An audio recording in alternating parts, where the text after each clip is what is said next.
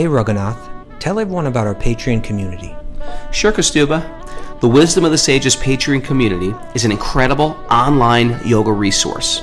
If you like the type of yoga wisdom and culture we share on the show, then our Patreon community is a great next step.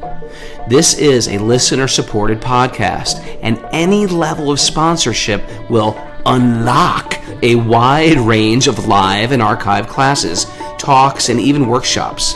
Raghunath teaches, I teach, and we have a host of other excellent teachers on topics ranging from yoga philosophy, asana classes, storytelling, Ayurveda, kirtan, cooking, meditation, and a lot more.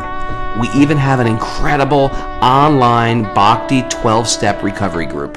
So if you want to check it out, go to patreon.com/wisdom of the sages. All right, let's get it on.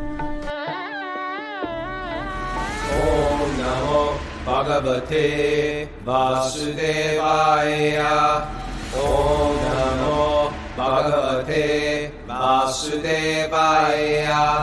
Om Namo Bhagavate Vasudevaya.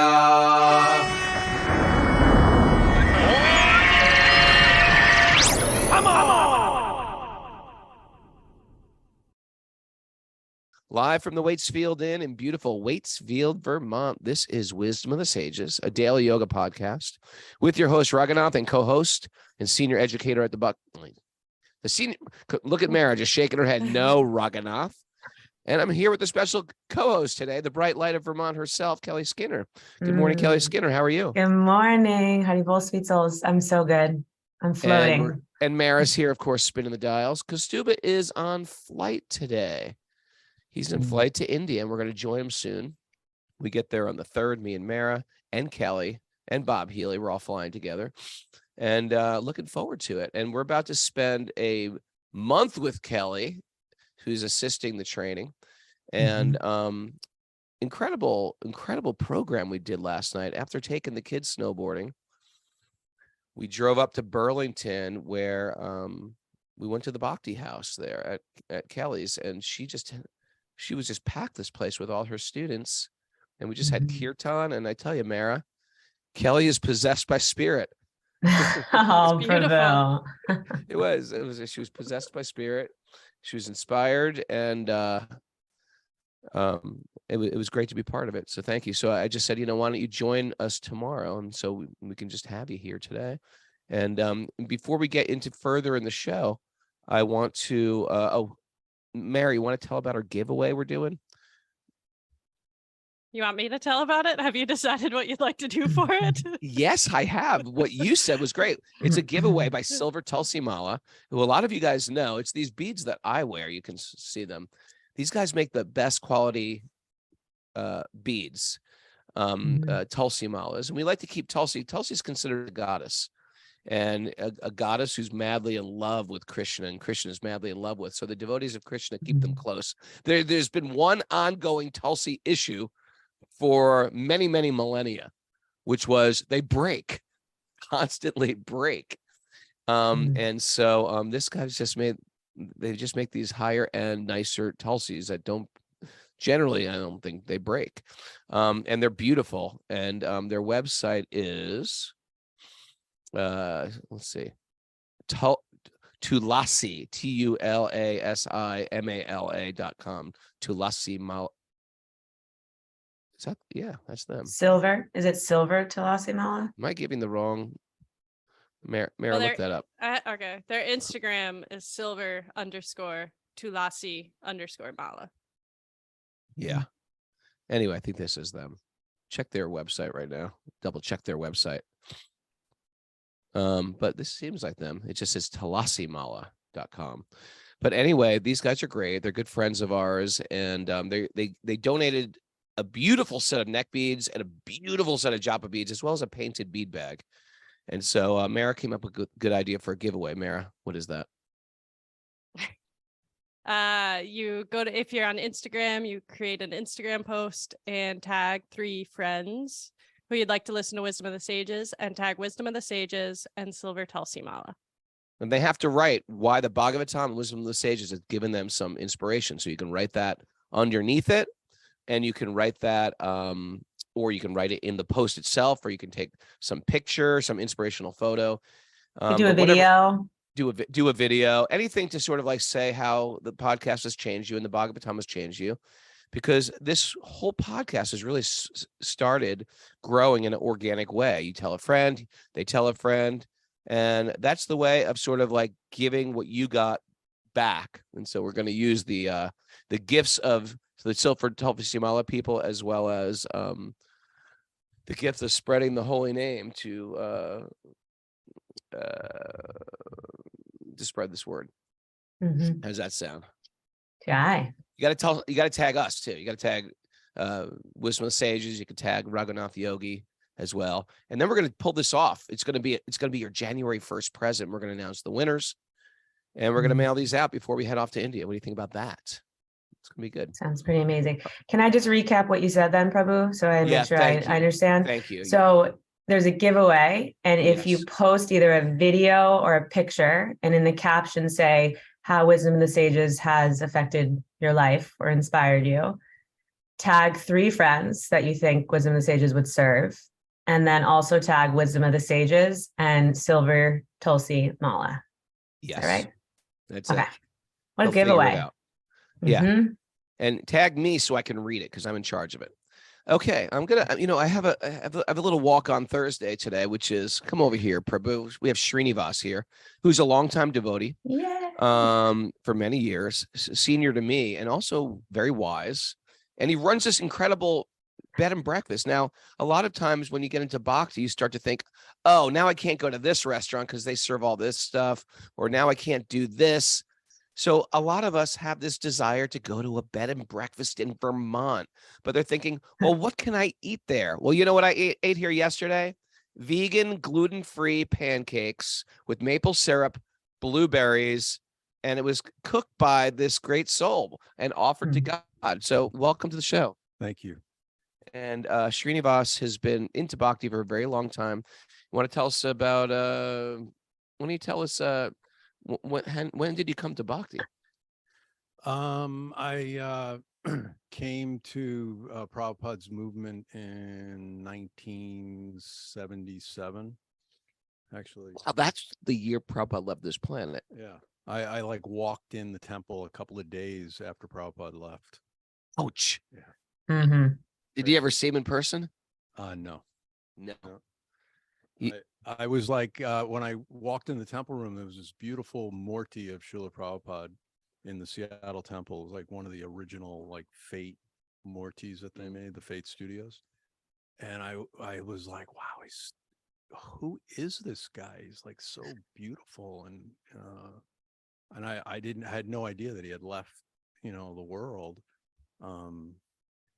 Yeah, it was beautiful. I'll never forget that moment, actually, walking in the temple and seeing Prabhupada. Well, that was when you were doing a bike ride across America. Is that correct? Yeah. I showed up at the temple on a bike. And after I moved in, they quickly took my bike and all my gear.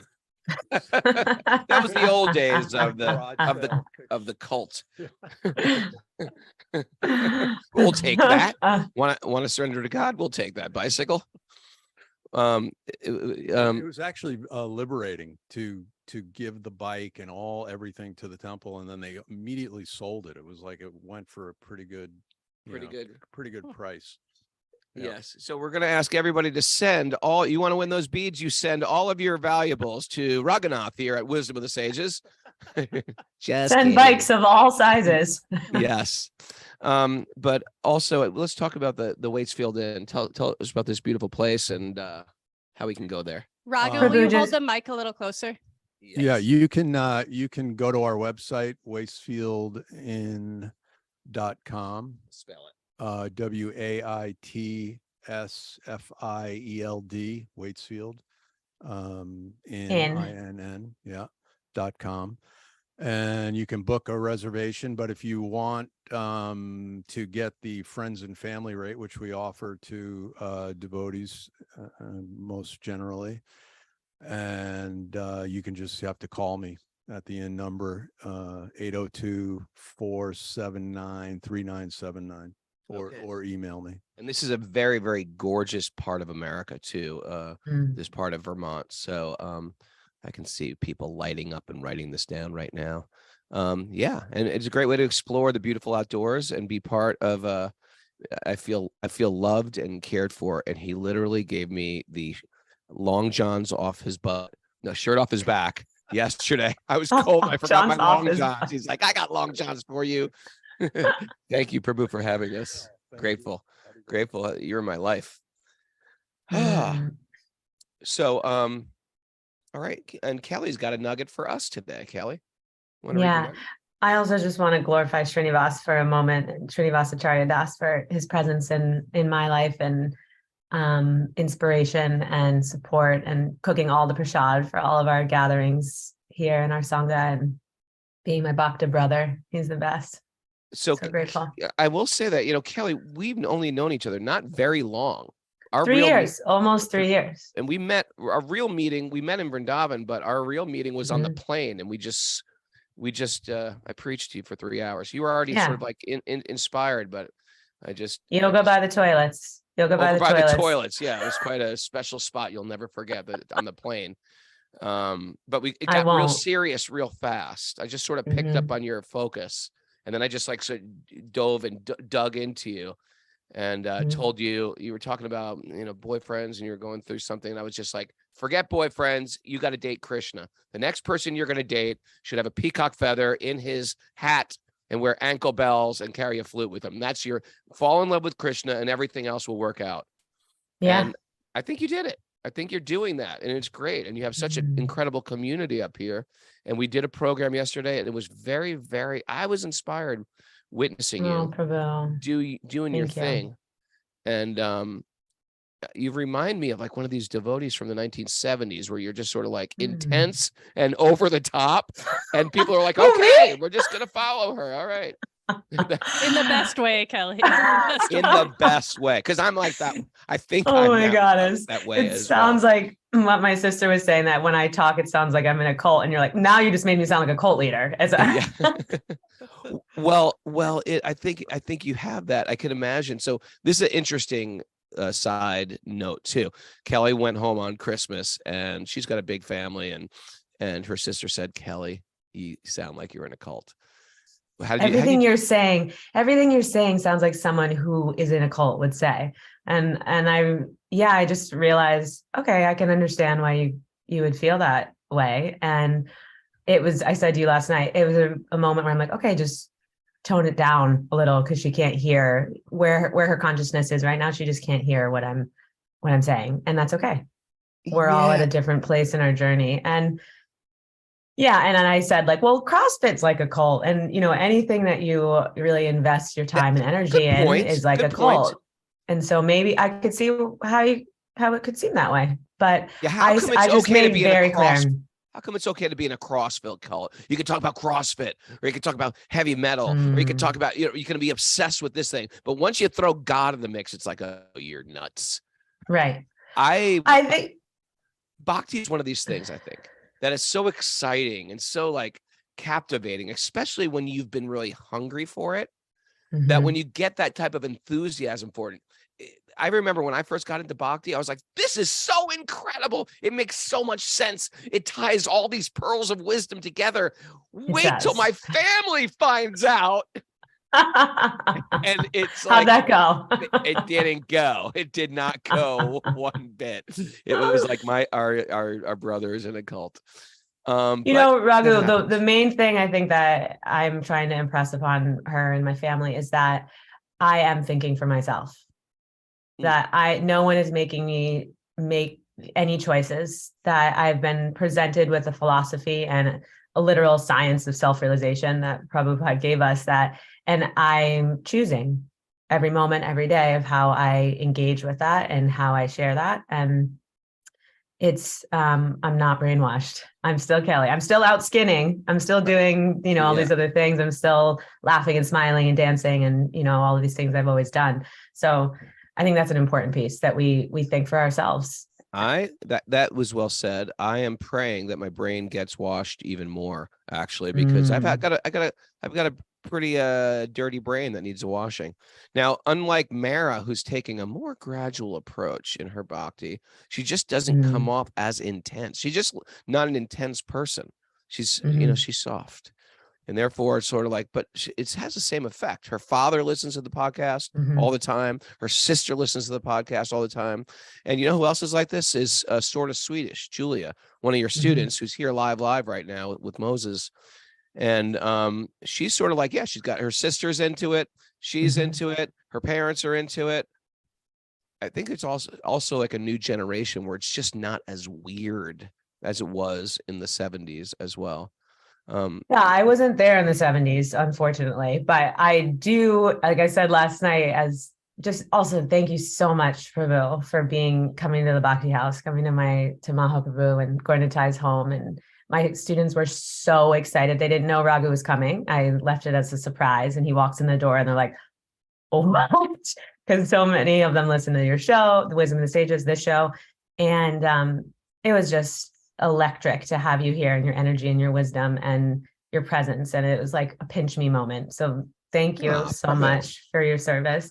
And I said last night, as I was introducing Raghu and giving my own little bio on him, I said, like, you and Kastuba, right, are making Bhakti cool again, quote unquote. It's like you're bringing Bhakti back, and you call it Bhakti 2.0, but it feels like it's, I think that's also why so many people come and to my Sangha and these gatherings, because we are relatable people. Like, we're living in the world, and you have a family and kids and cool, tie-dye jeans that you were wearing last night. And, like, we spreading Bhakti with cool jeans. Thank you.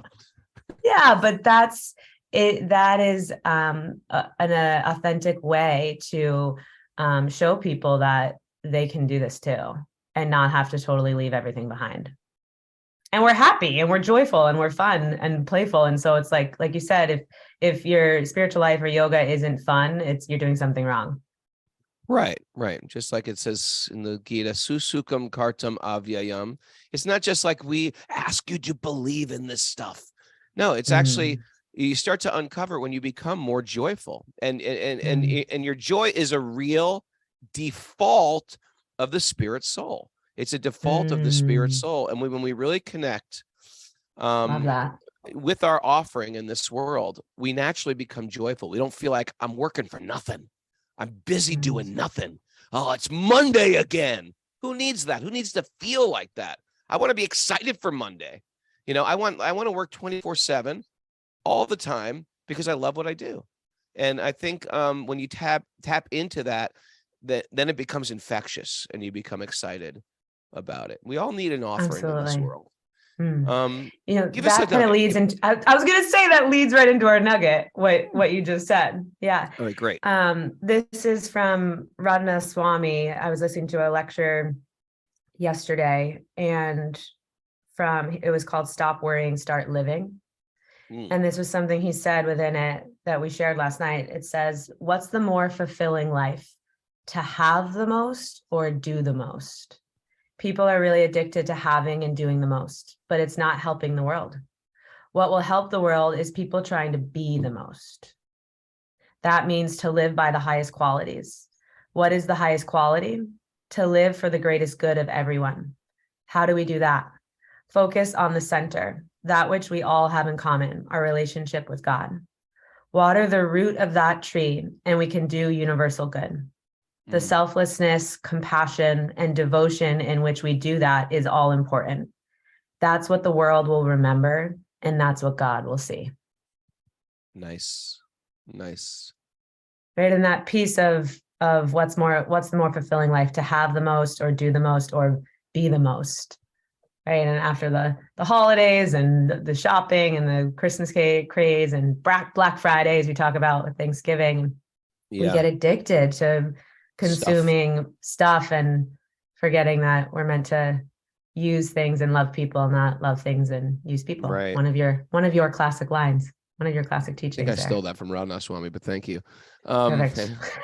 This is the parampara. We just borrow things. It's no copyright infringement. I was thinking yesterday, I was snowboarding. I took the kids snowboarding yesterday, and I'm snowboarding, and I'm just like, you know what? At any minute, I could catch an edge and tear up my shoulder, break my collarbone. All these millions of turbo scenarios, me cracking bones and being, pulling hamstrings and whatever, twisting knees. They're just sort of like going through my head. But, there was something about like just taking the kids and doing it for the kids. And it's sort of like is that same idea of like in my own life, I feel like because I went through this very traumatic divorce, especially for the children, I wanted to keep a tradition. So this is my new tradition here at the Waitsfield Inn, is come to Vermont every year and do some kirtan and just have some nice phone free, we're calling it the phone free fun day. So we have to put our phones away and we just have to be with each other. And Krishna trivia. Played Krishna trivia the other night, which is fun because the kids can step into that and quiz all the adults. One of my most terrifying moments of 2022 was playing that with your family last year. I was like, Tarun is so much better than me at this. My 8-year-old is very. Don't let Raghu know. I know nothing.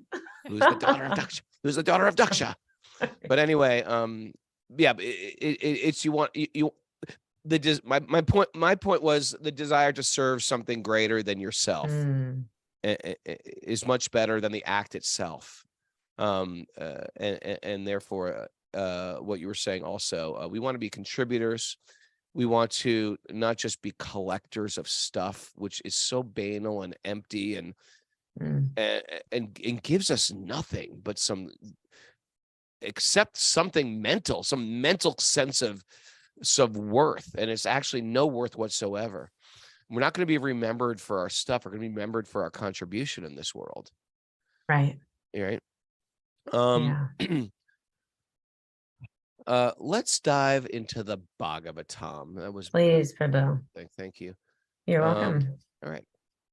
Narayanam namaskritya naram chaiva narottamam devim saraswatim vyasam tato jayam dirayat.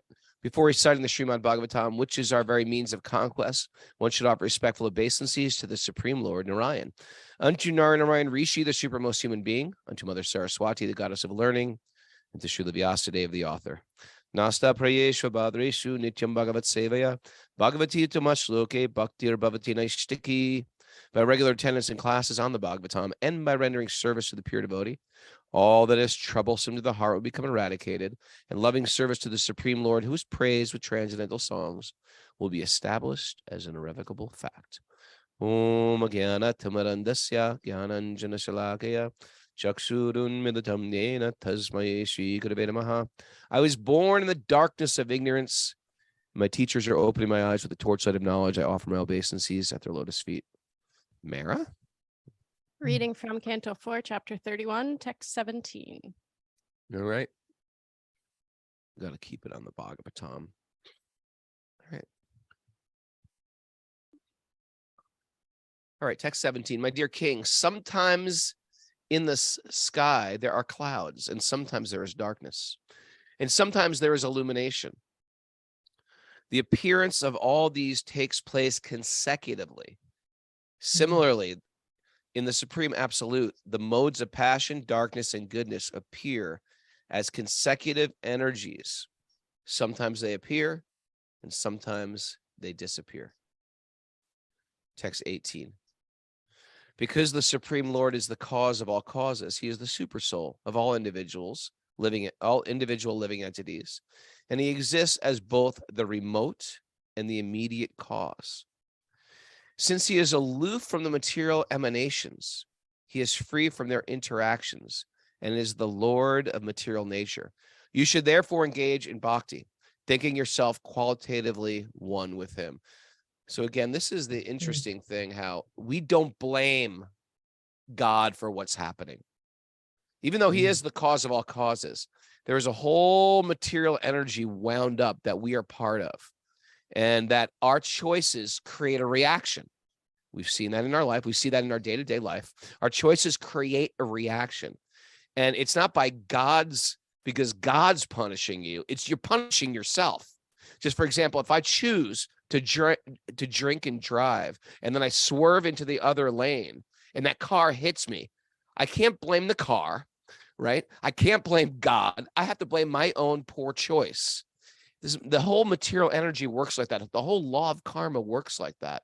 We are getting some karma. Now, people don't like to hear this because sometimes tragedy happens, but we can't understand the biggest picture of our existence. We are not here as Kelly Skinner, as Mara, as Bhakti Sean Patrick, and Lori and the Chief. I'm looking at people on Zoom. We are here we are Kelly Skinner for one page in an encyclopedia of lifetimes we've had. And each page, I take on a new form, a new gender, a new political party. I'm born in a new nation. I'm born in a new family. And at that moment, I'm completely convinced this is my identity. And the spirit soul is just on a journey and an illusion, taking that physical frame. What did you call it? The meat suit? The Earth human suit. The what? Earth suit. The earth suit. You're taking on that earth suit as yourself. This is me. I'm a redhead. No, you're not, Kelly Skinner. You're not a redhead. That is an earth suit for a moment. And I'm not a baldy. That is an earth suit so don't call me a baldy.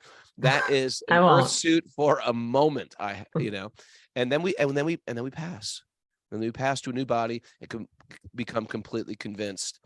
And we are playing this karmic, sort of like a pinball. It's just boom, boom, boom, boom, bouncing on the different bumpers. We're playing that game until we say, you know what, the game is over. Now, we've also had that experience. Perhaps we've been in a relationship with a person. It's hot, it's cold, it's hot, it's cold, it's hot, it's cold. And finally we say, it's over. I'm not doing this anymore. It's finished. It's going nowhere quick. And we decide to exit. This is the jiva. That's a micro version of the jiva, dealing with the pinpricks of material existence. The pinpricks of material existence. And we get so frustrated. We're like, it's over. And the interesting thing is, a lot of times people do say it's over, but instead of actually leaving the pinball machine, they just shoot another ball in. They just say, you know what? It was this person. It was this job. They can take this job and shove it. It was this person who was driving me crazy. Now I got a better person, but it's still material existence. It's a different flavor of material existence where we get so frustrated, but we really don't have anywhere to turn. And then we get thrown back in the game again. Right. And then we're under the control of the gunas. And in those gunas, that's goodness, passion, and ignorance. And according on how your karma is programmed, like you and me are very excitable, right? We get excited about things. Mara's very sattvic Mara. Kostuba is very sattvic. You know, look at her. She's there. She's doing the show, but she's knitting. She's knitting. She's knitting things. Like, right? Who can knit? You know, I could knit for about a minute and then I throw that thing. It's probably for you, Prabhu. It's probably for you. Let's be real. I know. Maybe it's for me. I'm trying to get on that list. Try to get on the Mara knit list. That's what we got to do. The Mara. You're on the list, Skinner G. Yes. But it takes a type of mind that can like sit like that in quiet meditation, quiet study, etc. And it takes another type of mind who are just sort of like being active in the world, doing things of this world, and hopefully to steer it towards a greater cause.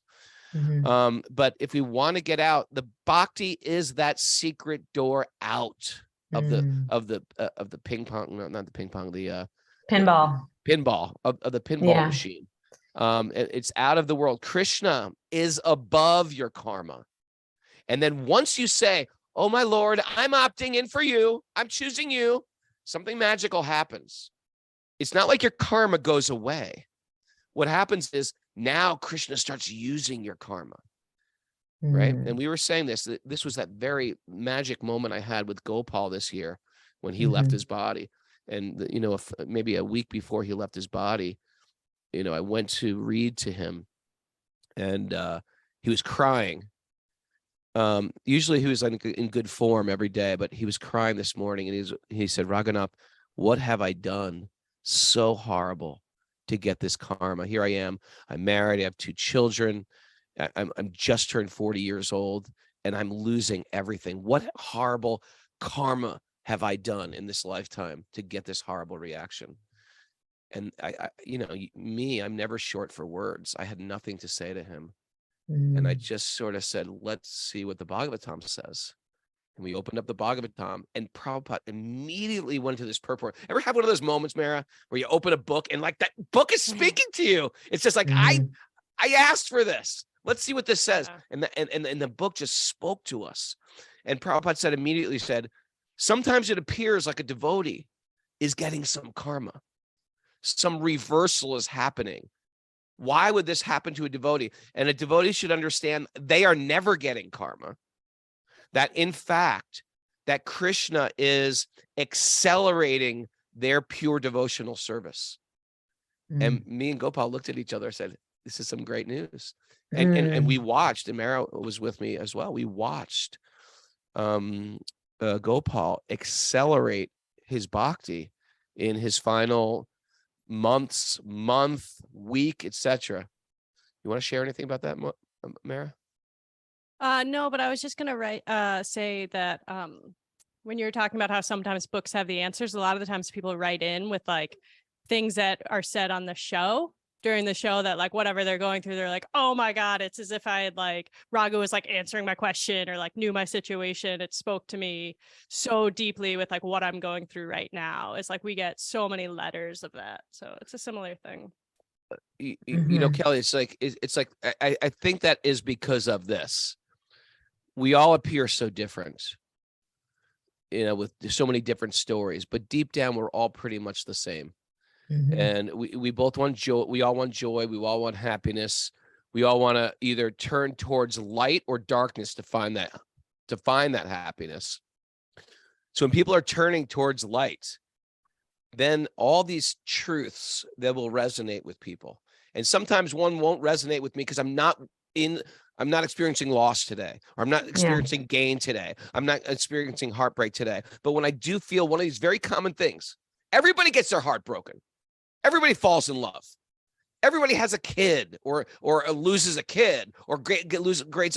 These are very common things in the human experience. And so heartbreak, death, all of right, that. And when you touch on one of these things and you go deep into it, it's like, oh my God, it's like you're speaking to me. Yeah, we're speaking to you. We're speaking directly to you because these are real human experience things that we have. We're human experience things, but we're a spiritual being. And this is where the hiccup is in material life. I'm a spiritual being and I've got this human body. I'm not a human. I'm a spiritual being. It's my earth suit for now. It really is. I love how culture's thinking like this, Kelly. Absolutely. And Prabhu, as you were speaking, a few things came to mind. One was, I got to meet Gopal, during one of the amazing retreats when Satchidananda Swami was there. We took the entire retreat to his mother's house. Yeah. And I'll never forget when he was putting his hands up in the air as we were chanting and doing a kirtan. And then he spoke to us a little bit after, and he said many things, but what really struck me is when he said with tears in his eyes, like, this is all real. If you stay on this path and sincerely practice, it will prepare you. And it all works too. It all works. Yeah. It all works. Yeah, that was profound.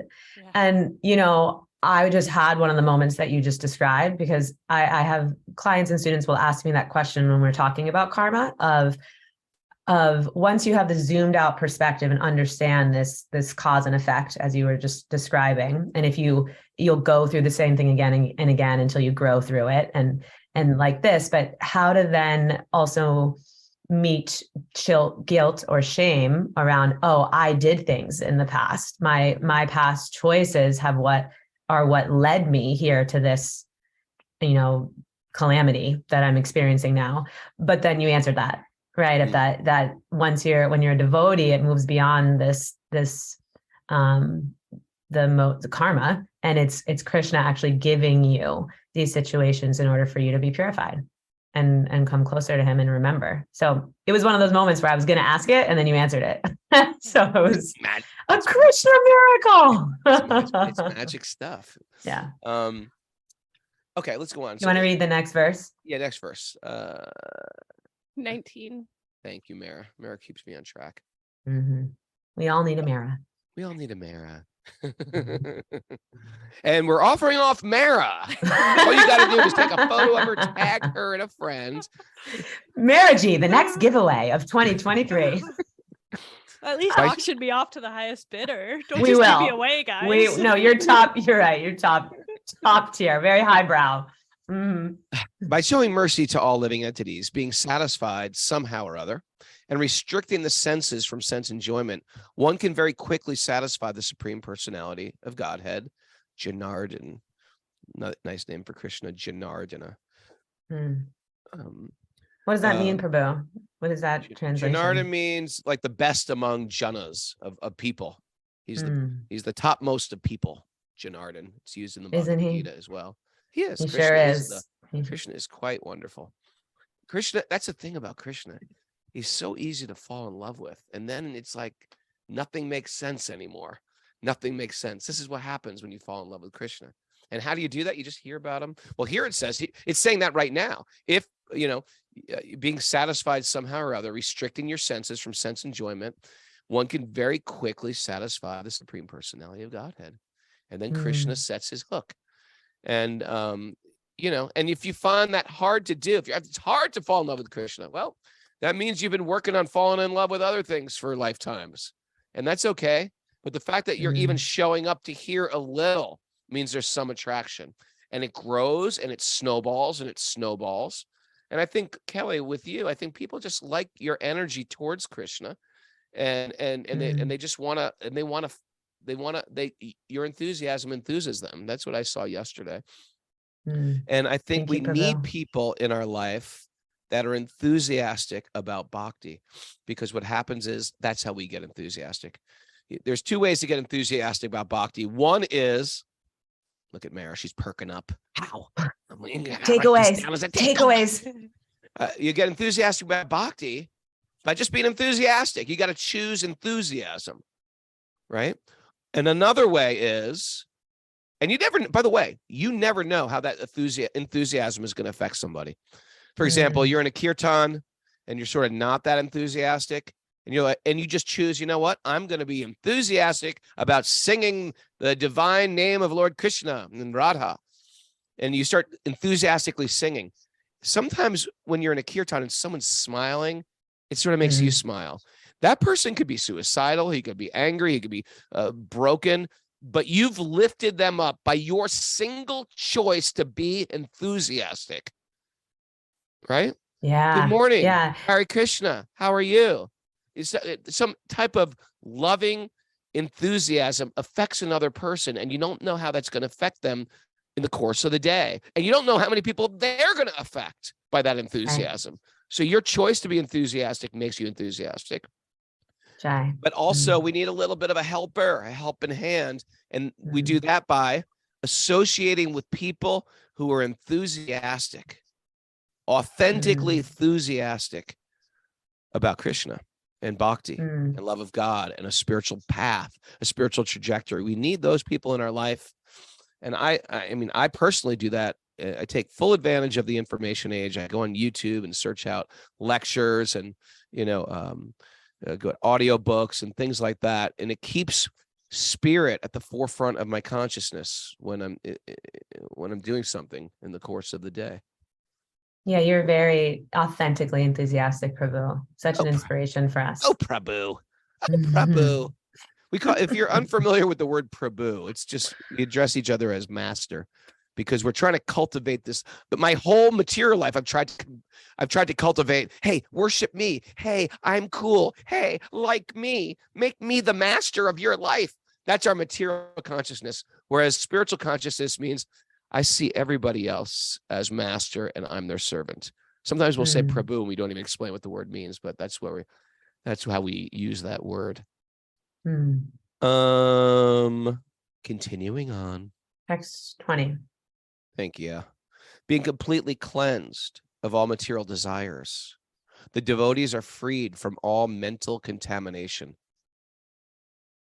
I think it's safe to say we know what mental contamination is. Moses? right? Mental contamination. Yeah, everyone's got a little bit of mental contamination. Just like we take a bath for the body, the mind needs to be bathed.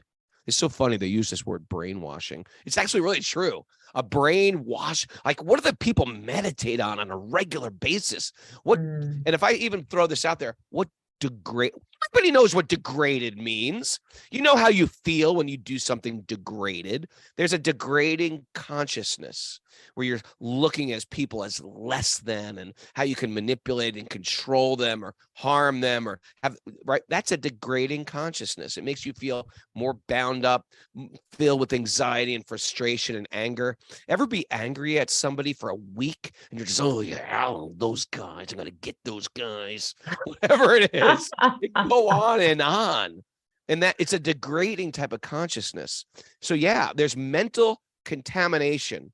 And I think in Bhakti, it's not just cleaning the outside. I don't drink. I don't smoke. Great. Good for you. I'm careful what I eat. Great for you. I exercise. I can do a back bend. Who cares? I got to go deeper into my internal contamination if I want this stuff to fly. We need the external. That's important, right? Yeah. We really need the internal. Yeah, it makes me think of, I'm a mermaid, a self-proclaimed mermaid, and you saw my mermaid tub in my house last night. But I think of like when I'm chanting japa or in kirtan or leading kirtan, it's like taking a divine bath. And it's like this cleaning of my consciousness, a cleaning from the inside out. And when I was in Denver, spending a week at the temple 2 weeks ago, one of the devotees was giving a Bhagavatam class, and he was speaking about how first and foremost, it's essential for us to have an inner reformation, right? And an inner cleaning of our pollutants. And then that's how we're actually going to then see the change externally and have an outer reformation and help the environment and all these different things, just our society as a whole. But I love that inner, focusing on our individual inner reformation, and then how that's actually how we're going to change the world. That's beautiful. It's beautiful. So many people want to change the world without changing first. Yeah. I got information on for you, how you can change. It's going to be really good if you just listen to me. But I myself have my heels dug deep into not changing. Right. And that is a demonstration of mental contamination right there. Right. I get that. Yeah. Did you know, Mara, that Kelly was in Denver a few weeks ago, and she got so inspired she went in and distributed books on the street? Oh, really? I did. Wow, I'm very impressed. Mother Nidra. You become there's this older Sadhu, lady, Sadhu, that lives in Temple, Mother Nidra. She She's took Kelly amazing. out, and Kelly had like a very spiritual. What was it like walking up to random people and distributing spiritual? It was literature? interesting. It was interesting at first to, I was wearing tilak and like my devotional clothes. I'd been in the temple like since 4:30 in the morning, You're wearing a sari. You're walking around in a sari, distributing books. And a jacket because it was cold, and I had a scarf on. But yeah, that always looks weird. It's sort of like a half a sari. Exactly. Because it got like some North Face jacket on and a sari skirts. It was an Athleta jacket, an Athleta puffy jacket, but yes. And I was carrying, we had so many books. We probably gave and distributed and asked for donations. She's a master, it was just incredible to listen to the way that she did this. And it was like, this is a gift for you, and would explain why. Never said the word Krishna, never said the word God, but we even went to like these car dealerships, and she would just speak about how your body's like a car and your soul is passing through, and look, there's these nice pictures. And then she said, we don't ever ask for money, or we don't sell anything, but if you want to give anything from your heart, we would kindly accept it. And I was carrying her like little cart around of all these books, right? And I'm just like, we're walking down the street doing that. And I had a moment or two of like ego, like, oh God, what do they think of me? And then I would hear her speak, and I'm like, I don't actually care, right? This is going to help them. And I had one proud moment where I'll say that she's like, this place has never donated anything in the 15 years that I've been coming to this spot. And so she comes in, but I always give him books. And so she gave the books, and it was a young guy, and he was like around my age. And I like was smiling at him and stuff and whatever, Hare Krishna him and talking about the weather. And he didn't donate because he didn't have any cash. And we walked out, and I said, Mother Nidra, you know, we're in this age where I don't carry cash. Do you like have a square or something that someone could take a card to donate? Can you Venmo Krishna? Yeah. She was like, actually, I think I do have a square in my bag. I was like, let's go back because I think this guy is going to donate. So we went back in, and he did. And she's like, this is the first time in 15 years anyone's donated from this particular place. So it was like, I got to bring a little bit of my Bhakti 2.0 technological, wisdom in and support her. This was a way of distributing Bhakti. And people are going to, old school devotees are going to hate me for this, but my ego was too massive to go on the street and distribute a book. It was so confronting for my ego. I just couldn't do it, but I did do it for 1 month solid. And I was like, it was the most humbling experience I ever had. Talk about an ego check. Well, I was famous before I was a devotee. Yes, I was in a band, and I was touring, and now I'm in a parking lot distributing a book in the winter. And I remember I came up to one guy. I was like, "Hi, I'm distributing this book of wisdom, the Bhagavad Gita." And the guy looked at me and goes, "Are you Ray Capo from Youth of Today?" I was like, "Oh my God!" I just turned around. I don't know. My ego is.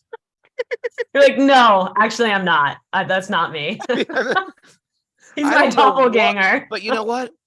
Krishna gives you exactly the medicinal dose you need, and I needed to get my ego cracked in so many different ways. Yeah, and it was all in retrospect. It was beautiful. It's not random things, and most of our community isn't on the street distributing books like that. Most people tell friends, or we do a podcast, or they're yoga teachers, or there's so many different ways to spread Bhakti, but where was I going with this? Book distribution. I mean, it's not my favorite service. I'm not going to lie, but it's purifying for me. But I will say, giving the holy name to people, you do this in a massive way, and you actually transform people's hearts. So there's not one way to give out wisdom, and I think that's should be understood. There's not one way to do it, because what we're really doing, we're not trying to distribute. We're not trying to say, it's not a numbers thing. It's like, how many people's heart can I change? Transform. How many people can we transform through this message of the Bhagavatam? Absolutely. But anyway, and Prabhu, there was also go ahead. Yeah, there was Bhakta Ian. I kept meaning to tell you this. Ian, who was on your pilgrimage in India, he has lots of tattoos. Yeah. Amazing. He goes to the temple. He was there for like Japa period and the last part in Guru Puja each day at the temple. And he then later in the week went on book distribution. And there's someone on the chat that Bhakta Sean Patrick from Denver, we were talking, Ian mentioned him and said, I saw someone on Wisdom of the Sages that's from Denver, but I don't think he's been at the temple. So Bhakta Sean Patrick, find me on Instagram, and I'm going to send you Ian's phone number so you can start going. Yeah. All right. Okay. All right. Do we have time for one more? Yeah, we have time for one more. Or we're in the middle of verse 20. Okay. Thus, they can always think of the Lord constantly and address him very feelingly. Let me read that from the beginning. Being completely cleansed of all material desires, the devotees are freed from all mental contamination. Thus, they can always think of the Lord constantly and address him very feelingly. See, I can't even meditate appropriately unless the consciousness is cleansed. There's always stuff to think about. There's always stuff weighing on the mind, right? So these are sort of like prerequisites to meditation. The Supreme Personality of Godhead, knowing himself to be controlled by his devotees, does not leave them for a second. Let me read that again. The Supreme Personality of Godhead, knowing himself to be controlled by his devotees. How do you control someone? You love them, right? You control Krishna by loving Krishna. He does not leave them for a second, just as the sky overhead never becomes invisible. You know what, Mary, Beautiful. Mary, did you remember that quote the other day from Rasa Khan, the great Vaishnava poet. You meditate on Krishna like the village lady holding a water pot on her head. It's always it's always in the consciousness. This thing is balancing on my head. Krishna is my Lord. Krishna is my master. Krishna is my love of my life. And in that type of meditation, Krishna starts to deeply embrace you.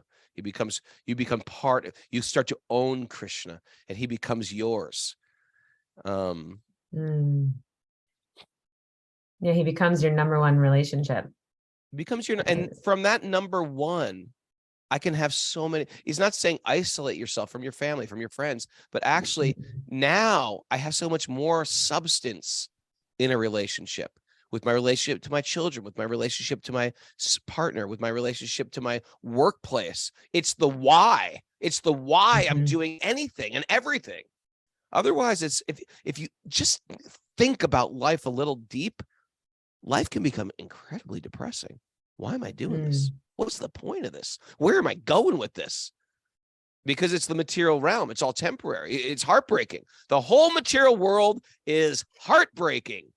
Look at Mary. She's like, cheering him up this morning. Good morning. It's heartbreaking unless we add devotional service, bhakti, and joy and Krishna to it. Kelly. And you have access to that ever-flowing like waterfall of love, of actual unconditional love that we're seeking. Yeah, it's outside there. of us. We just got to claim it. Claim your love, Mara. Write that down. Claim your love for Krishna. Claim.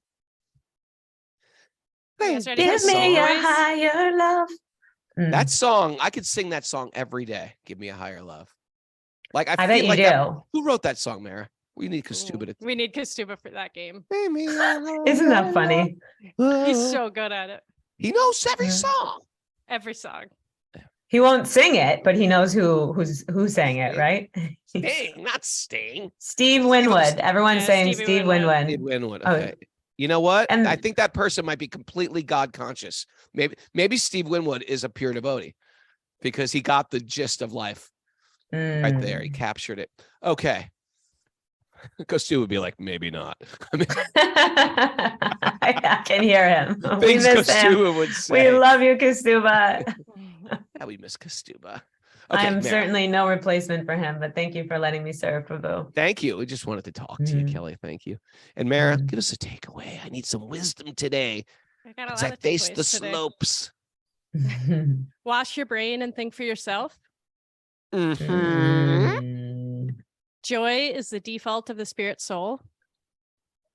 Love that one. That was a really good one, Prabhu. Yeah. Joy is a default of the spirit soul. Yeah, you like that one? It's not mine. It's Krishna's. Kelly, you got to get the music ready. Jai Shri Krishna, Maya Puris. Okay. Dig that up quick. Being is more fulfilling than having or doing. Being is more fulfilling than having Or doing. What is it? Or doing. Yeah. Okay. Yes. Being. Be contributors, not collectors. Ooh, that's a great one. Did I say that or did you reframe it? Or You said that. I wrote it down too. Wow, that's a good one. Yeah. Don't blame God. Don't blame God. We are not this earth suit. We are not this earth suit. I like that. Bhakti is a secret door out of the pinball machine. It's sort of a double analogy. You know? Yeah. It is it's a secret door out of the. You can work on that one. Workshop it later. Yeah, it's it's a way out of the corn maze. How about We're that? all going through the same things. Mara I was like, how about that? Mara doesn't even. Next. She didn't even give me that. She didn't even lift her eyebrow. She just like kept going. He knows. We're all going through the same things. Choose enthusiasm and associate with enthusiastic people. Ooh, that, you know what? That's a good, concise takeaway.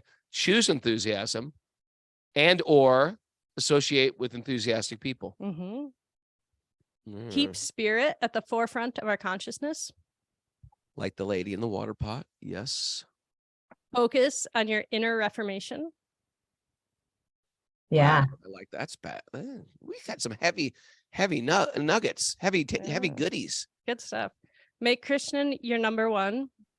And Krishna, wait a second, drum roll this. And Wisdom Mara? of the Sages, making Bhakti cool again. Wisdom of Sages. Bring back Bhakti. Thanks, everybody. Yeah.